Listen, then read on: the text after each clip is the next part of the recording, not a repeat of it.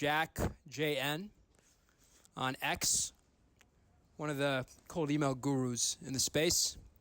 Booked a crazy amount of meetings. I run 2 companies all off of cold email. So let's start, man. What advice do you have? Where do people go wrong with cold email, right? Everybody tries it. I feel like people talk about the deliverability problems. There's a deliverability crisis. How do you approach that? So 2 things, guys. First thing is obviously short emails are better just across the board. If you look at the data, 60, 70 words, even sometimes success with the one-liner emails can work a lot. And the second thing is the obsession over every little software and every little minuscule improvement that you can make to your copy. The reality is you just got to send more volume. And, I've talked with a lot of killers in cold email. My partner in my inbox business is sending 20 million a month. Like, when you're sending those kind of numbers, you're not playing guesswork anymore. You're not having to worry about how many meetings you're getting. It's just so much that you are going to get meetings. And, Juan obviously knows a little bit about that too. Yeah. I'll let you.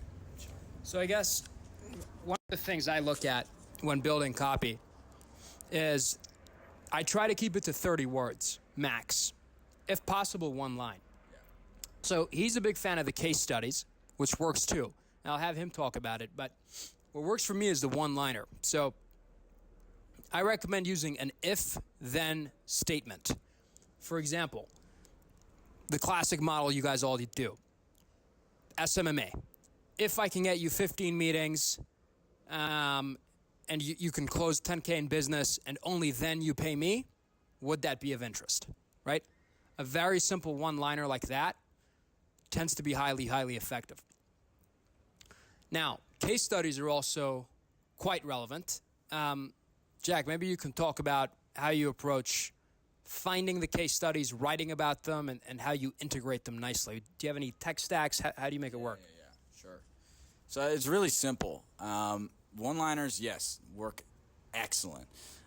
If you're going to use a case study, it's tough to make it a one-liner. So we might make something that's 2 to 3 sentences, and it's very simple. If you're approaching someone who's a completely cold prospect, what they want to know is, have you done whatever you're proposing for me? A, is it something that's actually useful for me?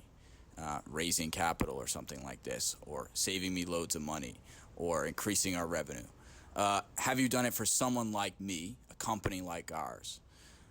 Those are the 2 biggest things. And so your case study tackles, have you done this for someone like us? And then your offer is going to tackle what you're actually proposing. So particularly when you're going after, some of our clients go after, really large companies, like at least 500 million in annual revenue. These companies don't want to be your first example of success with a big company. They want to know that you've already done this work for companies like them in their industry and at their scale and size. So we might write an email that says, hey, first name, we recently helped, name of competitor. So a direct competitor of theirs, or if you can't have a direct competitor, at least a company that's in, a similar vertical or industry that they're going to recognize. The more likely it is that they actually recognize the company name that you have as a case study, the more likely it is to reply. The example I always use is, if you email Coke and you say you helped Pepsi double their sales, it doesn't even matter what your offer is. They're going to want to know because it's their direct competitor. Then you'll put a quick line. I usually do something right after that line that says some kind of average statistic. So rather than, just going on and on about what it is you did and how complicated it was and this and that, how you're different, just say, we reduced this cost by this % on average for clients, or we raised, we helped Coca-Cola increase sales by this much, and then through whatever your unique proposition is, and then the call to action line. And, the call to action can be something as simple as, would that interest you? Or it can be something like, can I send you some kind of lead magnet? Typically what we see is the soft call to actions, where you're not asking for a meeting up front, can work really well, especially with bigger companies. But you can ask just for, would you like to see a demo? And that can work too. Certainly. No, those are all good. One of the main things that I kind of emphasize, though, is you want to make sure you have a killer offer, because your life is going to be 10 times easier if you're emailing about a killer offer. Your ability to write copy, your ability to generate positive replies is going to be far enhanced. So people often overlook offer when they talk about copy, but the two are very closely linked. So I spend a lot of time thinking about my offer and making sure I'm operating in the right market. What I would recommend is, the first thing is, if you guys are in an offer that you've seen on YouTube, you've seen it on Twitter, it's probably the wrong offer. A lot of you guys are pushing things like SMMA, some variant of that, serving some niche of that. I'm not saying it's impossible. Certainly, I think it can get to a couple thousand a month, but that market is probably quite saturated. So what you want to do is you want to find a market that has a lot of disposable income, and you want to find what their biggest pain point is. So GPT is quite helpful. If you want to spend some time on GPT for an hour or two, asking it for what industries are, have the highest ability to pay fees, right? What industries generate the highest amount of fees for consulting, for marketing, etc. Let's say it's investment banking, or let's say it's consulting, or let's say it's government contracting. Then you want to say, okay, what's the biggest pain point these guys have? And GPT will help you. With investment banking, it's startups want to raise capital, but they can't. With government contracts, it's all these small contractors that want to land a big DoD or contract, and they're not able to. They can't win any contracts, right? So you could provide consulting to them where you guarantee that they'll win their first contract valued X amount in the first year, right? That's something they would definitely pay $10K a month for, right? So you want to keep that in mind. You want to operate in areas where there's vast amounts of money flowing, and you want to find an area where a large amount of people have a very, very big and common pain point that you can market a solution to, that you can hopefully fix with digital marketing. So hopefully for government contracting, I'm just using that as an example. Let's say you've got someone that really wants to win a government contract. He takes you on retainer, $10K a month to get that done.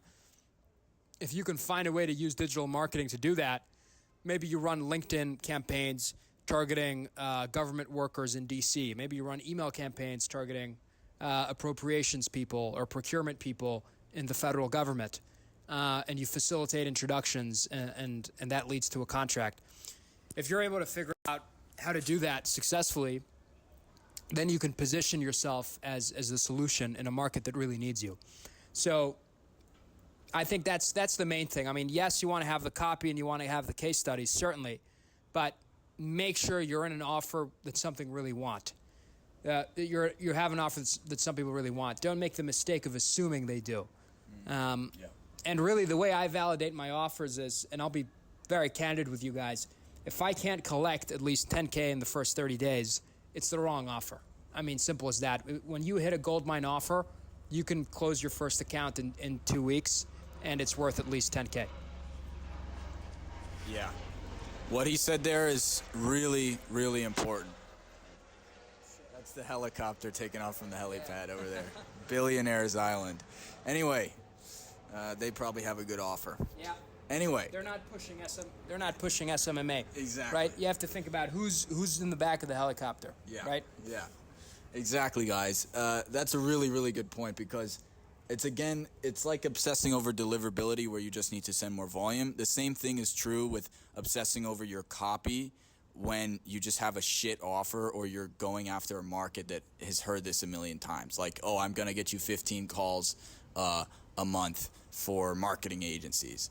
You need to think about the riches are in the niches. So you go into one niche. Maybe you're just starting out, you have to do work for a low amount of money just to have that case study. Once you have that case study with that particular niche, you can start to become sort of an authority in that niche and really, really get good at the fulfillment. You need to lose the ego and you need to regain some humility, because I'll tell you, some of the best business decisions I've made has been paying someone that's in an exact industry I'm in, doing the exact same numbers I'm doing, to teach me and coach me. So it's part of the reason why I've launched my coaching now, is because I see a lot of people that want to get an agency off the ground. Maybe they're good with emails, but they're completely clueless as to how to structure their offer. Maybe they want to do something in finance. They want to do something that's higher leverage, but they don't even know where to start. So that's kind of a side hobby that I've started, and really just as a means to give back. Because, I mean, I have coaches and mentors on retainer at my company that I spend over 40, 50K a year on. And I'll tell you, it's some of the highest ROI. You have to utilize it, though. You have to be smart. Don't go and pay Iman Gadzi. Don't go and pay HS Tiki-Taki for his Forex course, right? Be smart about it, guys. Don't pay an outright scammer. You have to pay someone that is small. You know he's going to have the time to help you, and it's in the exact business, in the exact industry you want to be in, right?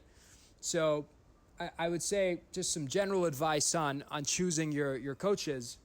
You know, a lot of you guys fall for the flashy VSLs that the Gadzi types throw at you, but if you think about it, they're marketing a mass market solution. And mass market solutions never work because you, as an individual, you're a unique case. You're a unique person with unique skill sets.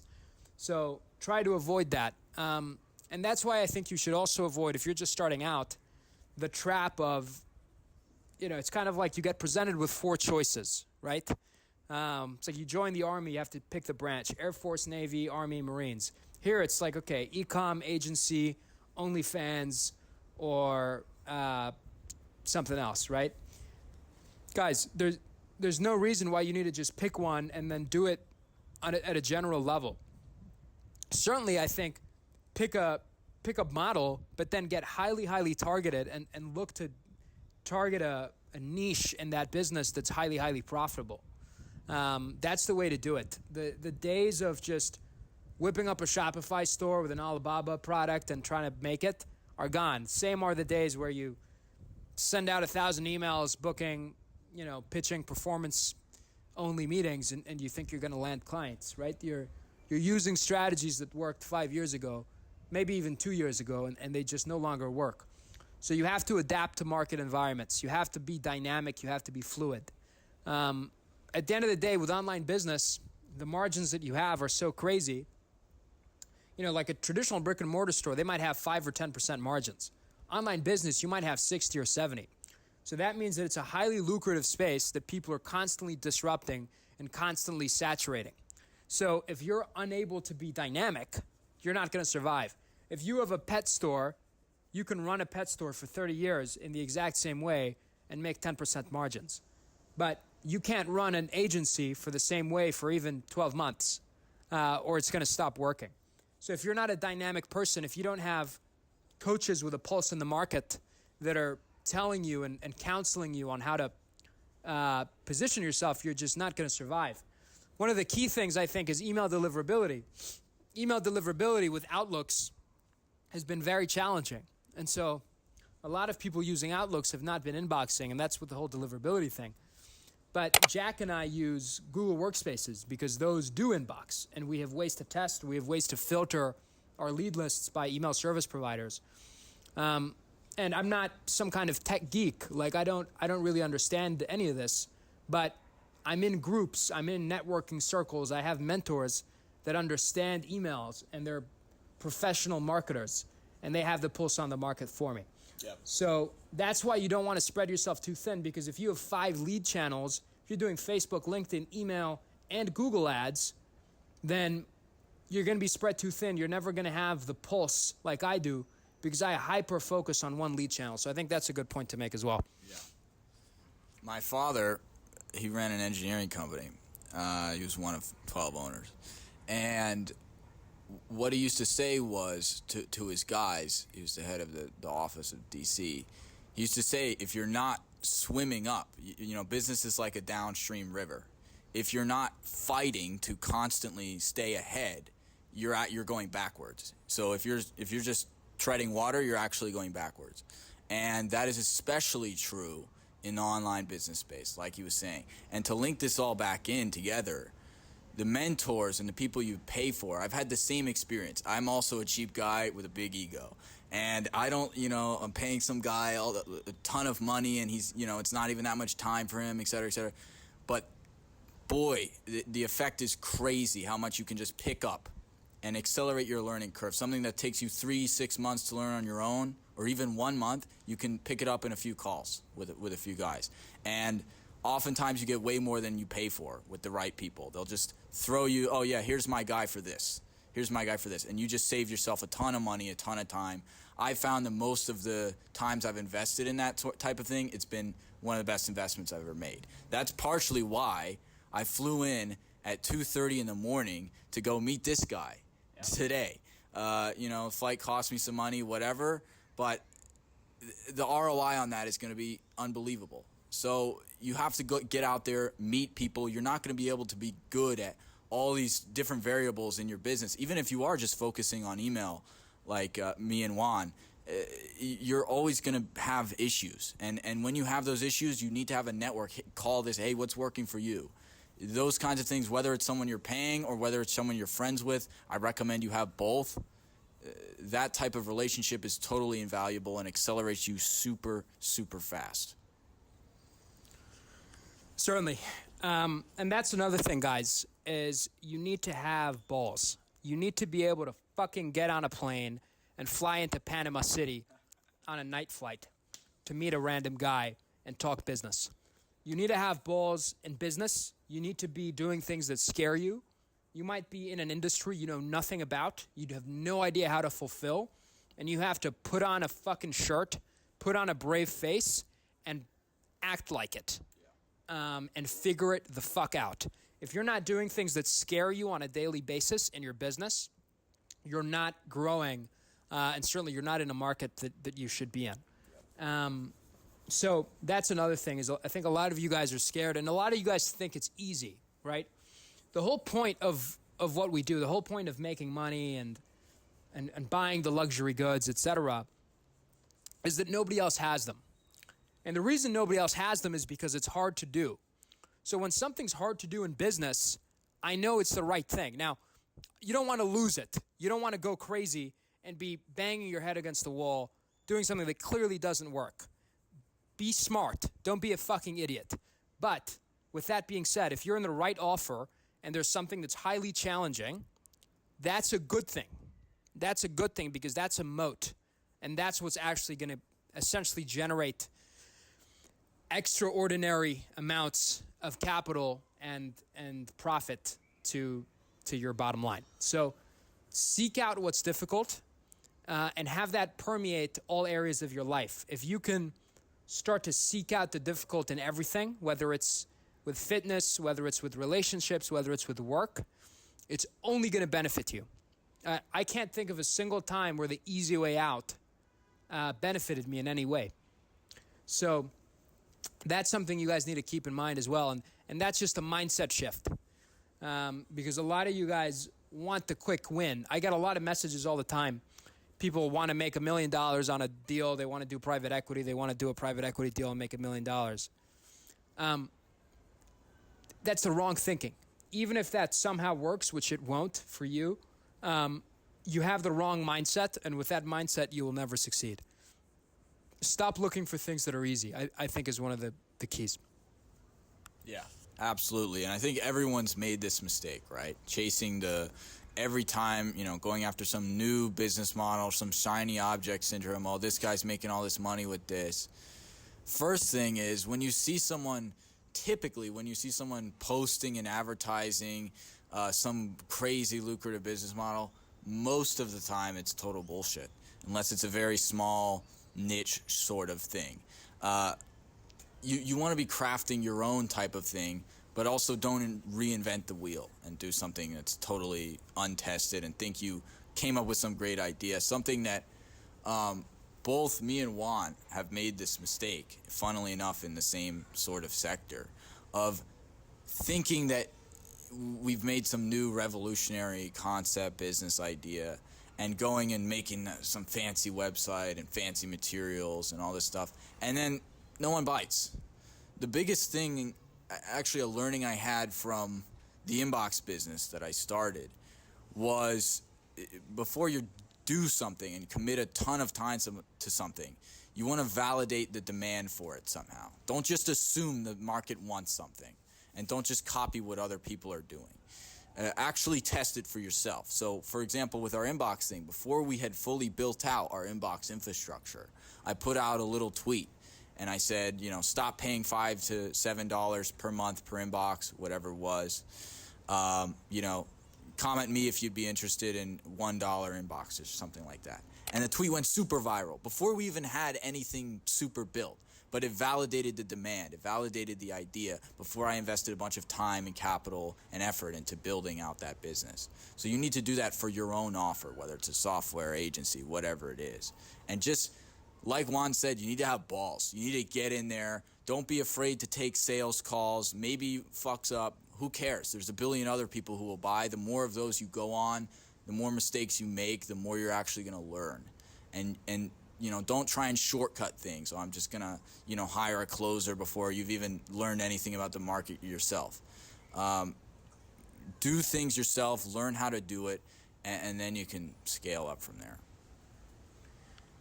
Yeah, guys, shiny object syndrome. It's one of the worst possible diseases you can suffer from in business because it is going to kill any kind of forward momentum that you have built as far as networks, relationships, and connections in a certain space. At the end of the day, there is economies of scale around being in a space for longer. You get to access cheaper vendors. You get to access better deals because you've made a name for yourself. People know the quality of work you do. You get to know your ICP better, etc. You get to know the lead channel better. You get to know people that are crushing it in the space better, etc. So if you're constantly jumping from business to business, you're never going to be able to create that network effect. When I start a business, when I get into an industry, I plan on never leaving it for at least 25 years. And I encourage you guys to do the same. So right now, I'm in the loan business. I have a loan brokerage, and I have a capital advisory firm. The loan business is a little bit difficult because I'm originating a certain type of loan that in some time might disappear. But certainly, I'll always be investing and syndicating loans and putting my money down to lend money. So I'll keep those relationships because the relationships I've built have been great, and I want to keep them. The capital advisory business, I'm definitely going to be doing that for the next 30 years. And the longer I'm in the space, the more I'm going to meet people that are going to give me ideas on how to structure deals, that are going to give me better deals, and that are going to give me better investment opportunities. And if I ever get into the insurance business, which is a business I'm thinking of in the next few years, I'm also going to be there for the long haul. So stop having that cash grab mentality. I mean, certainly it's good to think about getting money in quickly, and that's the right mindset. But don't think about getting into an industry, making money and leaving because, guys, you don't want to be that guy that's 40 that's looking for his next offer, right?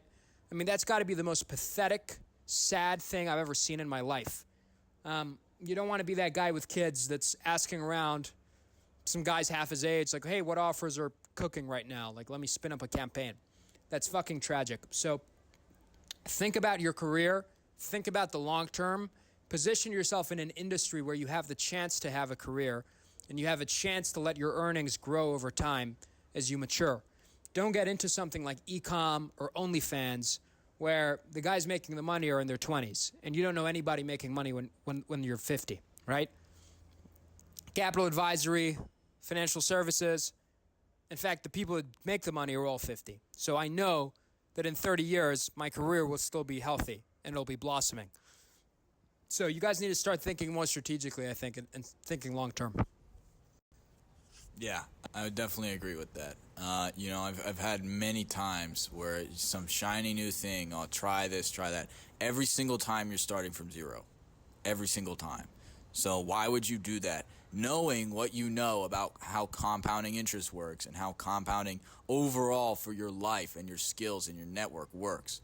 Every single time you're switching verticals, you are resetting. You're going back to zero. So try and stick in the same space. You notice he's got the loan brokerage thing. He's got the capital advisory. It's all in this similar area of finance where there's overlapping networking, there's overlapping people, there's overlapping skills. In the long run, there's really not as many, there's very few businesses that are as good to be in as finance, for example, but pick something and stick with it. Certainly. So that's, I think, the main thing. And I think another thing is, at the end of the day, it takes money to make money in business. And I get a lot of DMs, people that are interested in my coaching, but they have less than 2-3K to their name. Guys, that's not enough money to start a business. You need to stay in your 9 to 5. I worked a 9 to 5. I had made over $1 million in business revenue, and I was still working a 9 to 5. And I had over 6 figures saved up when I left my 9 to 5. So keep that in mind, guys. There's a lot of ups and downs in business, and you need to have some kind of a reserve and some kind of a nest egg, or at least $5K in starting capital in a 9 to 5 to support you. Don't just go all in with $500 and expect to make it, because you're not. At most, you'll have a Godsey type of guy sell you a course for $499, and that's it. I mean, you'll buy the course, and then you'll be left with nothing. So be smart, guys. Be smart. It takes money to make money. We're very lucky with online business. If you had a brick and mortar company, it would cost you $20K a month in payroll, $5K a month in rent, and you'd have to acquire the business for $200K with an SBA loan. We're very lucky you can spin up a business for $5K online and start cash flowing the next week. But don't be a fucking idiot. Don't push the envelope and think that means you can also start with 500 and start to crush it. That's bullshit. A lot of you guys, I think, shit on jobs, shit on 9 to 5s, when actually, if you got a sales job that got you 5 or 6K a month, not only is it going to develop a very strong skill set, but it's going to allow you to build your cash position, and it's going to allow you to grow your business in a far less stressful manner. Because if you only have 5K, and that's a 2-month runway, and you need to start profiting by month 2, you're going to operate your business much more cautiously, and you're going to be far less aggressive in scaling. And truthfully, you're going to make many more mistakes because you're going to be operating out of a place of fear. So that's the first thing, guys, is don't ever overlook 9 to 5s, sales jobs. It's very, very useful. And frankly, a lot of you need it because you need the skill sets and you need the starting capital. Yeah, I tend to agree. I mean, listen, I'm an 18-year-old. I haven't had that much experience in the working world, in the serious working world anyway. I've been running businesses since I was 14. And even as someone, as myself there with that background, I still am attending university. That's my current thing. I have a set number where if I reach that number, maybe I'll consider leaving university. But guys, how many billionaires do you know that never worked a 9 to 5 or didn't spend some serious time working under someone else in their industry? I mean, if you want a mentor, that's a very cheap way to do it. Get your learning in under someone else's dollar while getting paid for it. Just make sure it's in something that, will actually relate to you in the future. You should try and pick some kind of 9 to 5 that will actually have skills that are helpful for you rather than, putting chips in the bag. But that's my opinion on it. Even as someone who hasn't done it that much themselves, I'm not opting out of that entirely just because some idiot on Money Twitter told me to. At the end of the day, guys, if you guys are located in the United States, you are so fucking blessed. I did not grow up in the U.S. If I did, my childhood would have been much better, and I would be much richer right now. Because the opportunities you have living in the United States are crazy. Now, if you're in Europe, or if you're somewhere else in the world, it's a little harder. Because Europe has very strict employment laws that does not allow for commission-based labor, and it's also hard to fire people, which means that employers are very cautious in taking on new talent. So, unfortunately, if you're a European, you're more fucked. At the end of the day, you want to come to the U.S. because that's where the money is. I do all my business in the U.S. I do not contact nor do I have any interest in doing business with anyone outside of the continental United States. People think I'm crazy. I think they're crazy for doing business with people in Albania or, Vietnam. I mean, I can't even imagine the legal problems you would have if you need to litigate someone, the issues you have with invoicing, the low amount of prices you need to charge because people overseas make no money. So, guys, one of the things is if you're in the U.S., great, congratulations, you won the lottery. How are you not rich yet? If you're not in the United States, get over there and be humble, approach a commission-only sales guy and a sales job. A lot of you guys need to be willing to do things like that because weigh the options. If you're some kid in Europe and your option is going to university, which granted it's free, but that just means 4 years of not making money, and then you're going to be making 2,000 euro by being some kind of auditor or accountant, and the most you'll ever make is 3,500 euro a month when you're like 30. You need to have a long, hard look at yourself and recognize that that's no way to live, and that there truly is much more money to be made elsewhere. And boys, I don't live in the States, but I make all my money in the States. The real hack is you make U.S. income and you live abroad. That's the real trick. And once you can crack that, you can live a very nice life. Yeah, absolutely. I mean, I'm just looking around at this guy's place here, and it is definitely a hack. I will say that. But I think that just about wraps it up. I think so. Awesome, guys. Hope you enjoyed this.